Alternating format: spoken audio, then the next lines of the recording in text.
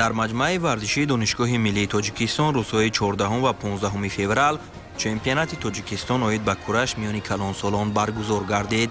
ин мусобиқа яке аз рӯйдодҳои асосии тақвими варзишии кишвар ба ҳисоб рафта беҳтарин паҳлавононро аз гӯшаву канори мамлакат ба ҳам овард. давоми 2 рӯз ин толори варзишӣ ба макони рақобатҳои шадид ва санҷиши воқеии маҳорат табдил ёфт. иштироки васеъ намояндагони минтақаҳо нишон дод ки кураш дар тамоми кишвар рушд ёфта таваҷҷӯҳ ба ин навъи варзиш сол ба сол бештар мегардад. чунон ки ба ҳамагон маълум аст, дар маҷмаи варзишии донишгоҳи миллии тоҷикистон тӯли 2 рӯз аст ки чемпионати ҷумҳурии тоҷикистон оид ба кураш баргузор шуда истодааст ки дар он беш аз 170 варзишгар аз тамоми ҷумҳур иштирок доранд ва ғолибони 4 вазни чемпионат ҳаққи ширкат дар бозиҳои осиёӣ ки дар давлати ҷопон баргузор мегарданд иштирок кардан доранд ва ғолибони дигар вазнҳо бошад ҳаққи иштирок дар чемпионати ҷаҳоне ки дар соли 2026 баргузор мегарданд иштирок мекунанд.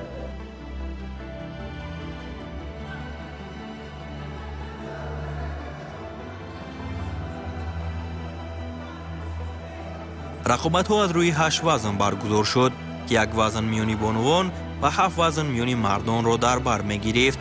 дар ҳамаи вазнҳо варзишгарони пуртаҷриба дар баробари чеҳраҳои нав вориди майдон шуданд.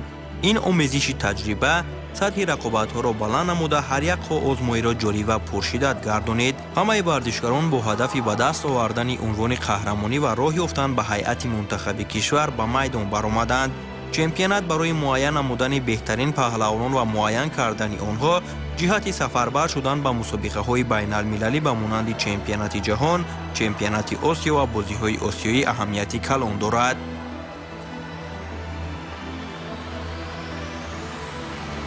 дар бозиҳои осиёӣ вазнҳои 66 килограмм, 81 килограмм ва вазни сангин ва 3 вазни дигар вазни бонувон ширкат меварзанд ки мо метавонем аз 3 вазн дар дутаи он варзишгароҳоямонро сафарбар намоем. мо бо раиси федератсияи кураши ҷумҳурии тоҷикистон муҳтарам абдумалик орипов нақшаҳоро ба роҳ месозем ва машқҳои дастаҷамъона мегузаронем. бо як дастаи қавӣ ба ин мусобиқаҳо сафарбар мешавем. имсол федератсияи кураши тоҷикистон яъне дар нақша гирифтааст ки чемпионати осиё ё ки чемпионати ҷаҳонро дар тоҷикистон гузаронад. мо фикр мекунем ки дар вазнҳои дигар ҳам варзишгарон метавонанд аллакай интихоб мешаванд дар ин чемпионат ва дар ин мусобиқаҳое ки дар пеш истодааст иштирок хоҳанд кард. дар баробари паҳлавонон дар толори баргузоршавии мусобиқа мухлисон ва дӯстдорони варзиш низ ҳузури фаъол доштанд. онҳо аз оғози рӯз то анҷоми рақобатҳо варзишгаронро дастгирӣ намуда бо кафкӯбӣ ва ҳавасмандсозӣ фазои мусобиқаро гармтар мекарданд. ҳузури тамошобинон ба мусобиқа рӯҳияи дигар мебахшид ва барои паҳлавонон ангезаи иловагӣ фароҳам меовард.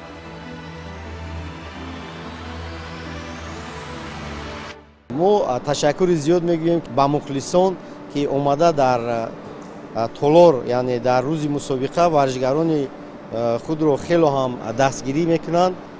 боз миннатдории худро мо ба пешвои муаззами миллат муҳтарам эмомалӣ раҳмон мерасонем ки барои варзишгарони тоҷик ин қадар шароит муҳайё кардааст ки аллакай мо метавонем ки дар зимистон ҳам мусобиқа гузаронем ва мардум худро озод ҳис кунанд. яъне толорҳои гарм, толорҳои зебо. умед дорем ки варзишгарони мо дар солҳои оянда ба мартабаҳои баланд мерасанд. чемпионат бо қувваозмоиҳои муқаддамотӣ оғоз гардид. дар ин марҳила ҳамаи иштирокчиён барои роҳ ёфтан ба даврҳои минбаъда талош намуданд. рақобатҳои рӯзи аввал ҳамзамон дар 2 гилем доир шуда раванди мусобиқа мутобиқи низомнома ба роҳ монда шуд. ин тартиб нишон дод ки шумораи зиёди иштирокчиён дар муҳлати муайян қувваозмоӣ намоянд ва беҳтаринҳо ба марҳилаҳои баъдӣ роҳ ёбанд. хеле ки мо мушоҳида кардем тӯли 3-4 соли охир кураш хеле дар тоҷикистон яъне ки рушд карда истодааст, чӣ аз лиҳози мусобиқаҳо бошад, чӣ аз лиҳози натиҷаҳои сатҳи байналмилалӣ бошад. хеле ки мо медонем дар бозиҳои осиёӣ ҳақназар Назаров хайрандеши муродзода яъне ки як натиҷаҳои хеле хуб нишон доданд дар чемпионати ҷаҳони кураш, дар чемпионати осиёи кураш варзишгарони тоҷик яъне ки хеле натиҷаҳои назаррас нишон доданд.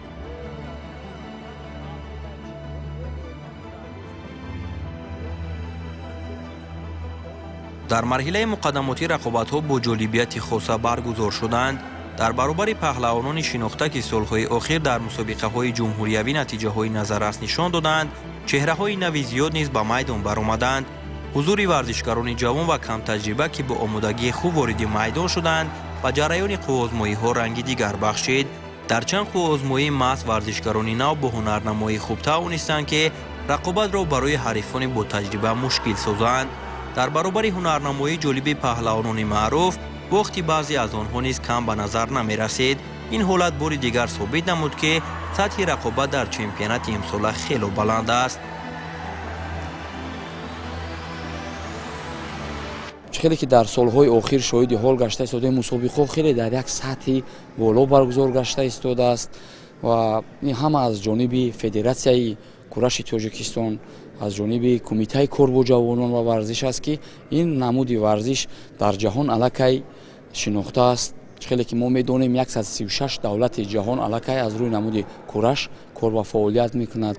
албатта ин намуд ба намуди мо хеле яъне ки шабоҳат дорад, аз лиҳози усулҳо, аз либоси қоидаҳо шабоҳат дорад. мо метавонем ки паҳлавонои гӯштингириро, қаҳрамонои гӯштингириро бурда дар ин намуд ширкат варзанд ва натиҷаҳои хуб ки нишон диҳанд. ҳамин тавр нерӯсанҷиҳо дар рӯзи аввал то марҳилаи нимниҳоӣ идома ёфт ва ҷуфтҳои финалӣ дар ҳамаи вазнҳо муайян гардиданд. ин марҳила нишон дод ки рақобатҳо на танҳо шиддатнок, балки баробар ва пур аз ҳаяҷон буданд. ҳар қуввозмоӣ нишон медод ки паҳлавонон бо техника, қувва ва иродаи устувор вориди майдон шудаанд ва ҳар лаҳза метавонанд натиҷаро тағйир диҳанд.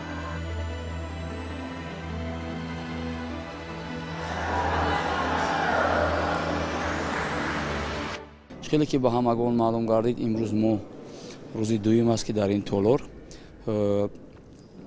қуввозмоиҳо байни варзишгарон баргузор гашта ҳакамӣ намуда истодаем. мо шоҳиди ҳол гардидем ки доварони мо имрӯз дар сатҳи хеле хуб доварӣ карданд. баъз ҳами доварон боз мо наворҳои такрорие дорем ки аз ҳар як канори гилем, яъне ки ба навор гирифта барои таҳлили партофтҳо, барои таҳлили ҷазоҳо, яъне ки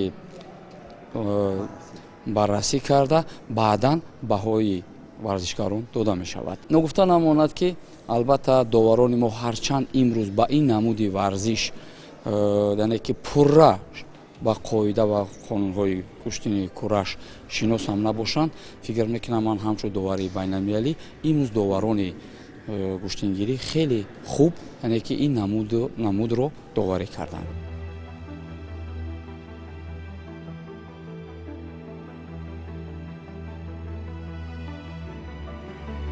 дар рӯзи дуюми мусобиқа қабл аз оғози рақобатҳо мухлисон хело барвақт вориди толор шуда буданд. толор пур аз мухлисон ва ҳаяҷон буд. ҳар як нафар бо интизориҳои зиёд барои тамошои марҳилаи ниҳоии мусобиқа омодагӣ мегирифт. ин ҳузури мухлисон нишон медод ки кураш на танҳо барои варзишгарон, балки барои дӯстдорони варзиш низ муҳим ва ҷолиб аст.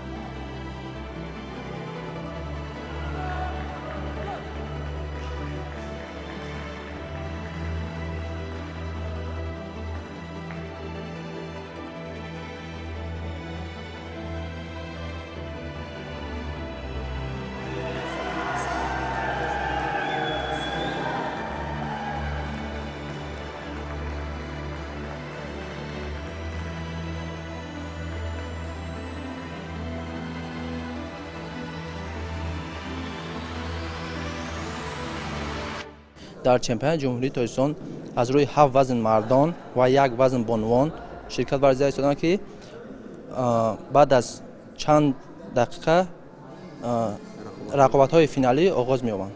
ба варзишгаро бурбонӣ хоҳонем.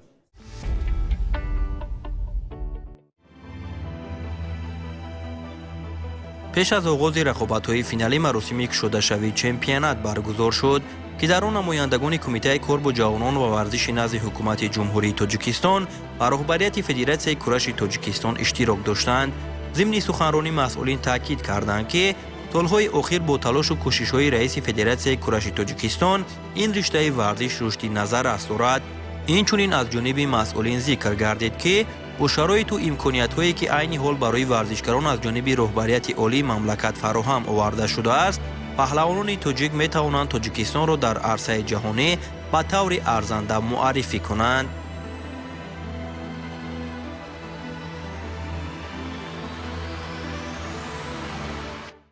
ҳамин тавр рақобатҳои финалӣ оғоз ёфт ва аввалин шуда бонувони вазни 57 килограмм ду чеҳраи муваффақ Мадина Қурбонзода бо Насиба Карликова рӯи гилем омаданд. Насиба сараввал бо имтиёзи чала пешсаф шуд, аммо дар идомаи қувозмоӣ Мадина бо ҳаракатҳои дақиқ ва талошҳои пайвастаи худ тавонист натиҷаро баргардонад ва қабл аз анҷоми вақт ғалабаро ба даст оварад. ҳамин тавр Мадина сазовори нишони тилло ва Насиба сазовори нишони нуқраи чемпионати Тоҷикистон оид ба кураш дар соли 2026 гардиданд. арҷманди муваффақи вазни 57 кило тӯҳфаҳоро тақдим менамоям. ғолибони вазни 60 килограмм омода бошед зудтар.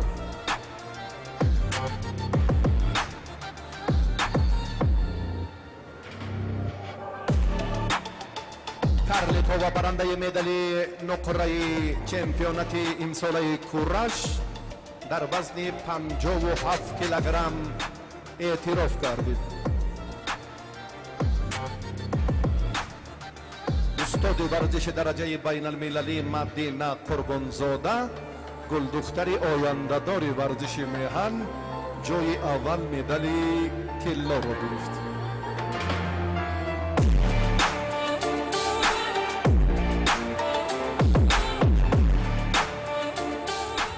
баъд аз рақобати бонувон финали вазни 60 килограмм оғоз ёфт ки Рамзиддин Азизов ва Нурулло Аҳмадовро ба ҳам овард. ин ду паҳлавон ҳафтаи пеш дар чемпионати Тоҷикистон оид ба куштингирии ҳунарнамои арзанда нишон дода буданд ки он ҷо Рамзиддин сазовори медали тилло ва Нурулло сазовори медали биринҷӣ шуда буд. ин навбат ҳар ду барои касби нишони тилло бо ҳам вориди майдон шуданд. қувозмои дер идома наёфт, зеро дар дақиқаҳои аввал Рамзиддин бо як ҳаракати дақиқ ва ҷасурона рақибашро душона замин овард ва пирӯзӣ насибаш гардид. барои Рамзиддин Азизов ин дуюмин нишони тилло дар давоми як ҳафтаи охир аз ду мусобиқаи муҳими кишвар ба ҳисоб меравад. ин натиҷа нишон дод ки заҳмат ва кӯшишҳои пайвастаи паҳлавон самараи худро медиҳад ва ӯ дар сатҳи баландтарин маҳорати варзишии худро намоиш дод.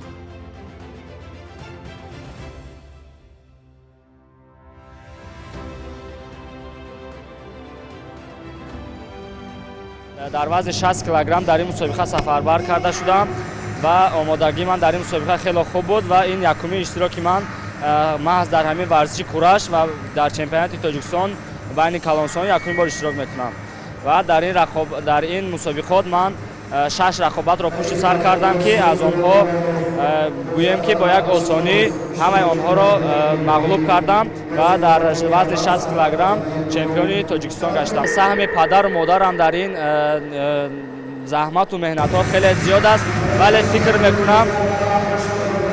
фикр мекунам бисёртар заҳмати мураббиён аст ки ман то ин дараҷа расида омадам, маҳз ба ёрии Манучер Собир ва Фаррух Собиров. рақобати ниҳоии вазни 66 килограмм миёни Ёсин Бобокалонов ва Сарвар Абдушукуров баргузор гардид. ин ду варзишгар ҳафтаи гузашта дар финали чемпионати Тоҷикистон оид ба куштингирӣ бо ҳам рақобат карда буданд ки он ҷо пирӯзӣ насиби Сарвар Абдушукуров гардида буд. ин навбат бошад Ёсин Бобокалонов бо ҳадафи ҷуброн кардани бохти қаблӣ ба гилем баромад. аз лаҳзаҳои аввал рақобат пуршиддат ҷараён гирифт. ҳар ду паҳлавон бо эҳтиёт ва ҳамзамон бо талошҳои зиёд амал мекарданд, зеро хуб медонистанд ки як иштибоҳи хурд метавонад натиҷаро тағйир диҳад. дар натиҷа Ёсин Бобокалонов бо бартарияти имтиёзҳо ғолиб гардид ва тавонист натиҷаи финали ҳафтаи гузаштаро ҷуброн намояд ва ин навбат пирӯзӣ ба номи ӯ сабт шавад.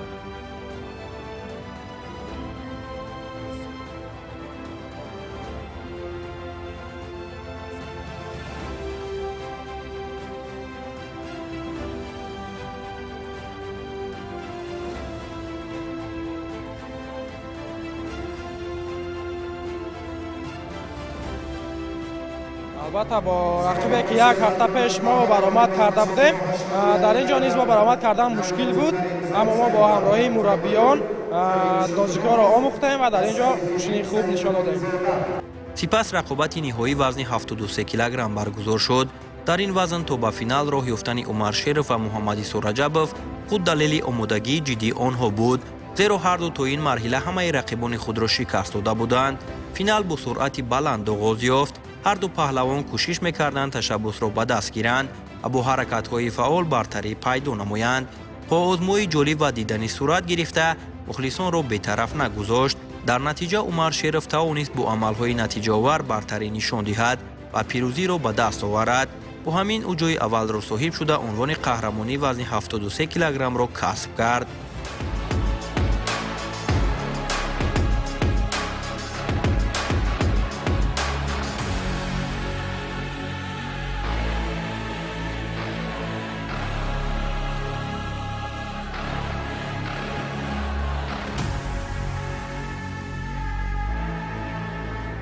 در فینال وزن 81 کیلوگرم نوروز کریمزاد و سعید رحمان قادیرов با هم روبرو شدند. نوروز که سال گذشته در چمپیونات تاجیکستان مقام اول را به دست آورده بود، از اول با هدف حیث عنوان قهرمانی به میدان برآمد. هر دو پهلوان تا رسیدن به فینال راه آسان را طی نکرده‌اند. برای راه یافتن به مرحله حل کننده آنها رقیبان پرقوت را پس سر نموده تلاش و زحمت زیاد صرف کردند. با آزمایی میان این دو ورزشکار پرشده جریان گرفت. هر دو برای به دست آوردن برتری پیوسته تلاش میکردند و رقابت تا لحظه های آخر با احتیاط ادامه یافت. در نهایت نوروز کریمزاد با برتری امتیازها غالب گردید و سزاوار جای اول شد. با همین نوروز سال دوم پی هم عنوان قهرمانی را در چمپیونات تاجیکستان آید به کورش به دست آورد.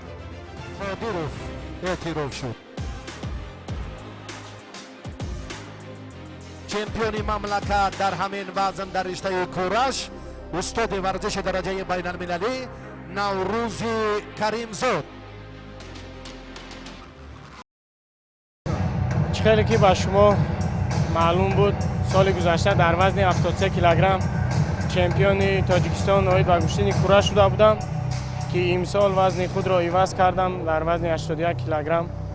دیروز روز اول مسابقه بود. در دور اول آزاد بودم و بر سه حریف خود غالب آمده باخوری فینالی را در روز دوم جنبست کردیم که خوشبختانه در باخوری فینالی با یکی از پهلوانان کشور خیلی هم پهلوان جوان و شناخته سعید رحمان قادیرov غلبه به دست آوردم و توانستم در وزن 81 کیلوگرم چمپیون تاجیکستان شوم و خرسند از آن هستم که این مسابقات انتخابی برای بازی‌های آسیایی بود و پیش از بازی‌های آسیایی چمپیونات جهان است. چمپیونات آسیا است که حرکت میکنند در آن مسابقات‌ها سزاوار مدال شوند که راه خود را برای بازی‌های آسیایی جدی‌تر کنم و از بازی‌های آسیایی امیدوارم که مدال به دست بیارم.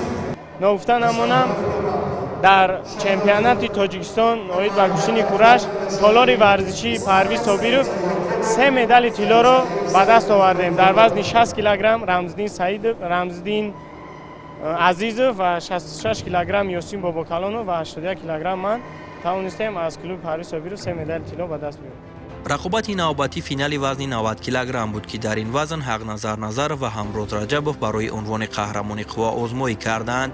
حقنظر در سالهای اخیر در بیشتری رقابت‌هایی که بین یکدیگر انجام می‌دادند غالبیت به دست آورده است و در این فینال نیز همچون مدعی اساسی به حساب می‌رفت. حقنظر از لحظه‌های اول فعال بود و توانست برای کسب امتیاز حرکت‌های نتیجه آور انجام دهد. با وجود این در ادامه آزمایی از روی قاعده‌های عمل کننده این نمودی گوشتین با او دو تنبیه نشان داده شد که این تنبیه‌ها برابر به امتیازی یانباش حسابیده شده وضعیت رقابت را تغییر داد. در نتیجه او در نظر داشت امتیازهای به دست آمده پیروزی نصیب همروز رجبوف گردید. همینطور فینال وزن 90 کیلوگرم با نتیجه غیر انتظار به انجام رسید و عنوان قهرمانی به نام همروز رجبوف ثبت شد. چنانکه می‌بینید دیروز و امروز مسابقه چمپیونات تاجیکستان آید به کورش برگزار گردید. دسته ولایت سوق با راهبری کامرانشاه ایساپوریان ما به دوشنبه سفر کردیم مسابقه سله از سطح بلند گذشت. زیاده از 15 نفر ما در این مسابقه اشتراک کردیم و در وزن 90 کیلوگرم من 3 واخری خوازمایی کردم و هر 3 آن را غالب بردم و واخری فینالی برآمدم. واخری فینالی من با یکی از پهلوان معروف تاجیک حق نظر بود که من با حساب یک پهلو با یک آگاهی تنبیه دوم غالب آمدم. من پیش از این چمپیونات تاجیکستان دسته کلوب ورزشی استوپریون و لنگلیف در مشق‌های دسته جمعی در تاشکند برگزار گردید و ما هم از نام همه پهلوان‌های کلوب ورزشی استوپریون میnnتداری خود را به استاد استوپری فریدون شاه استوپری کامران شاه استوپری می‌رسانند که ما را برای این مسابقه تیار نمودند. هر یک گوشتین، هر یک نمودی ورزش قانون و قاعده‌های خاص خود را دارد. البته که گوشتین کورش فرقیتش از گوشتینگیری خیلی زیاد است. مخصوص اصول آسیابک در گوشتینگیری ممنون است. اجراش در گوشتین کورش یعنی که 50% حساب کرده می شود. به چه خاطر؟ وقتی که اصول آسیابک اجرا می شود از زمین اگر نیرو گرفته پرتاب شود یعنی که عمل به نوبت گرفتن نمی شود. اصول سر زانو در گوشتینگیری یعنی که اجازت است در گوشتین کورش باشد. وقتی که از زمین نیرو گرفته هوا داده می شود به نوبت گرفته نمی شود. پرتوف ها یعنی که رسش های بدن در گوشتینگیری ما عمل تا آخر به نوبت گرفته بعدا به ها گذاری میکنیم. در گوشتین کورش باشد رسش اولی یعنی که بدن رو تنه رو که با اینوبت میگیرند بعدا بهاگذاری کرده می شود. از این لحاظ فرقیت بهاگذاری گوشتین کورش از گوشتینگیری خیلی زیاد است.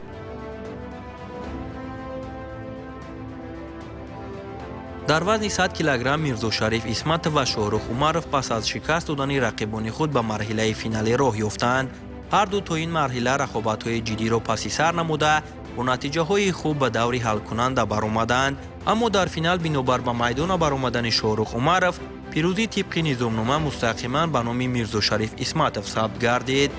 با همین میرزا شریف بدون گذراندن قوآزمایی نهایی صاحب جای اول و مدال طلا در وزن 100 کیلوگرم گردید. به خاطر به میدان نآمدن رقیبش شاهرخ عمرov مستقیما پیروزی را میرزا شریف اسمتov به دست می‌آورد و سزاوار نشان طلای وزن تا 100 کیلوگرم می شود. این چهره هم دست پرور کامران شاه استوپریون از تالار ورزشی لنگلیف است که مستقیما در فینال غالبیت را به دست آورد.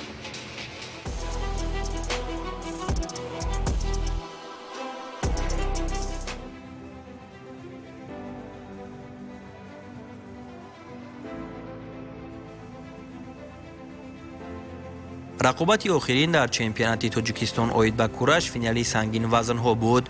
شریف نظریف و خورشید مجیدوف را به هم آورد.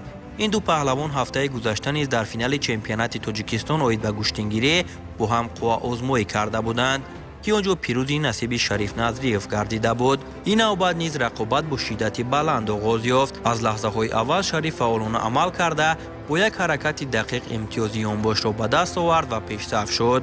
پس از به دست آوردن امتیاز یانباش او توانست برتری خود را تا انجام وقت نگاه دارد. همینطور تا انجام وقت شریف نظریف برتری را نگاه داشت و غالبیت به دست آورد. با این نتیجه او سال سوم پی هم عنوان قهرمانی را در چمپیونات تاجیکستان اوید به کورش صاحب شد و موقع خود را همچون یکی از پرقوترین پهلوانی سنگین وزن کشور مستحکم نمود.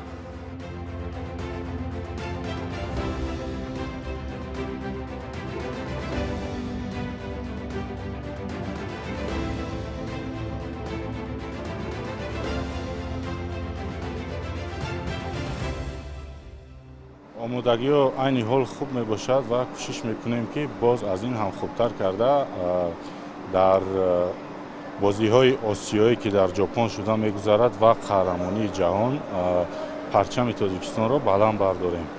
این در یک هفته دو مسابقه پیهم و دو مدال طلا نه به هر کس میسر می شود. این همه سبب محنت های شبانه روزی ما بود که و در فینال در هر دو مسابقات یک رقیب را مغلوب کردم و این دفعه برای من اونقدر مشکل نیفتاد، با آسانی توانستم و این سال سوم پای هم می باشد که من در چمپیونات تاجیکستان در گشتین کورش وزن سنگین را به دست میارم. در دیگر مسابقه ها ما همچون تیم یکاچین تاجیکستان هم در کورش و هم در گشتینگیری می باشیم که و در گشتینگیری هم ما را مسابقه های زیاد در پیش است. جام رئیس شهر، چمپیونات جهان و دیگر مسابقات های محلی می باشد که جام نوروزی تاجیکستان کوشش میکنیم که در همه آنها اشتراک فعالانه نماییم و از خود یک هنری والا نشان دهیم. البته به سهم والدین نمی شود، یگان ورزشگر پیش نمی رود. پدر من خود که ورزشگر است تا حال تمرین میکند. ما با او هم یک جای بعضا وقت تمرین میکنیم و با من میفهموند.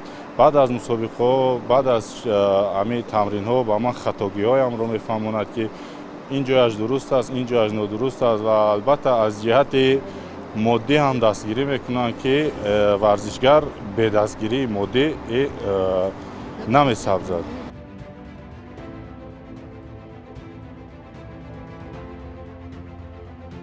با همین چمپیونات تاجیکستان اوید به کورش میانی کلانسالان در سال 2026 در مجمع ورزشی دانشگاه ملی تاجیکستان به انجام رسید. دوام دو روز بیش از 170 ورزشکار از تمام گوشه و کنار کشور برای عنوان قهرمان قوا آزمایی کردند و بهترین ها در 8 وزن معین گردیدند. چمپیونات نشان داد که سطح آمادگی پهلوانان بالا رفته، رقابت ها سال تا سال شدتناکتر می گردد. در برابر ورزشکاران صاحب تجربه چهره‌های نو نیز خود را معرفی نموده برای جایگاهی استوار در هیئت منتخب کشور تلاش کردند. بعضی فینال ها با غلبه مطلق انجام یافتند، برخی دیگر با برتری امتیازها معین شدند و حتی نتیجه های به قید گرفته شد که برای مخلصان غیر انتظار بود. هیئت دسته ولایت صبح زیاده از 10 نفر اشتراکی بود. در اینجا در وزن 81 کیلوگرم سیفالدین زاده برنده مدال برنجی گشت. در وزن 90 کیلوگرم اردشیر حمزه و مدال برنجی حمیدوف اوزارش جای برای جای سوم باخت و همروز رجب گوشه جای اول گرفت. وزن 100 کیلوگرم باز یک نماینده ولایت اسمت مرزا شریف جای اول گشت و در وزن جمعی 100 کیلوگرم نگبخزاده نگروز جای سوم سزاوار گشت. بازم کوشش میکنم که در مسابقه آینده خوب با یک تیاری جدی تمرین کرده برای مدال‌های طلا آزمایی کنم بچه‌ها.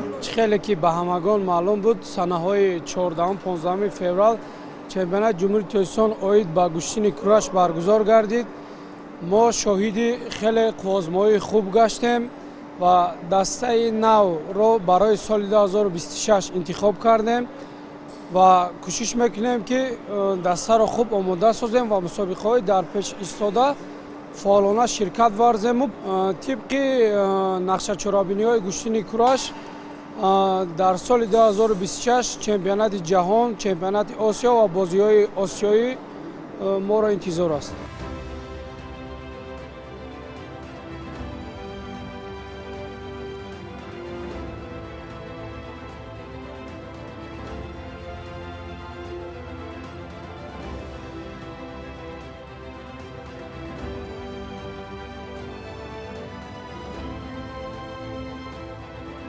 این مسابقه نه تنها برای تقسیمات مدال ها بلکه برای معین نمودن هیئت اساسی دسته منتخب کشور اهمیتی مهم داشت. غالبان اکنون امکانیت بیشتر پیدا کردند که تاجیکستان را در مسابقه های بین المللی معرفی نمایند.